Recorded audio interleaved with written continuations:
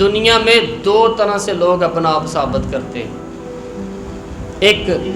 پورے ماحول میں لوگ اندھیرا کرنا چاہتے ہیں تاکہ میں صحیح طرح چمک جاؤں۔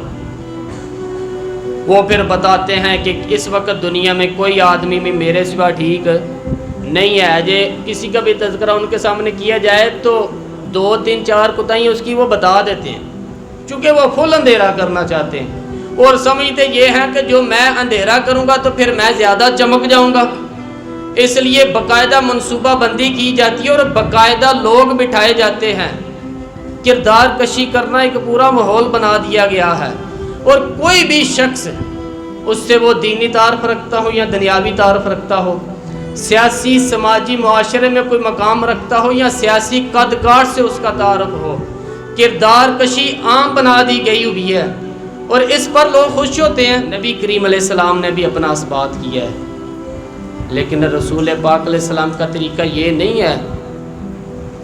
کہ کسی دوسرے کی نفی کر کر ہی اپنا اثبات ہوتا ہے۔ قرآن تو نبی پاک میں نازل ہوا ہے نا، حضور قرآن لے کے آئے ہیں نا، پر اس قرآن میں تو حضرت موسیٰ کی بھی تعریفیں ہیں، حضرت عیسیٰ کے تذکرے بھی ہیں،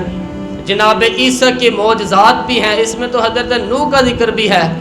اس میں تو حضرت آدم کا ذکر بھی ہے، اس میں تو حضرت یوسف علیہ السلام کی حسن و جمال اور کمالات کے تذکرے بھی ہیں،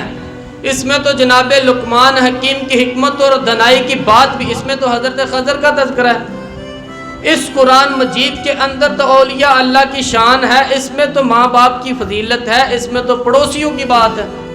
اس قرآن مجید میں تو غریب کی بات کی، یتیم کی بات کی، بیوہ کی بات کی۔ تو رسول کریم نے بتایا کہ دوسروں کو پیچھے کر کے اپنے آپ کو آگے نہیں کیا جا سکتا، تم سب کو ساتھ لے کے چلو، تمہیں اللہ امامت عطا فرما دے گا۔ حضور نے تعارف کرایا اپنی امت کو سارے نبیوں کا، رسولوں کا، حضور نے ان کے تذکرے کیے، احادیث میں ان کے تذکرے ہوئے، حضور نے ہر ایک کی شانیں بلند کر کر کے بیان کی۔ کسی نے میرے اعلیٰ حضرت کے سامنے کہا تھا نا، شان یوسف جو دبی وہ بھی اسی در پہ دبی، تو اعلیٰ حضرت کہنے لگے حضور تو کسی کو دبانے آئی نہیں، یہ تو کیا بات کر رہا ہے، تو کہہ شان یوسف جو بڑی وہ بھی اسی در سے بڑی۔ یہ کہ نبی پاک تو عزتیں دینے آئے ہیں،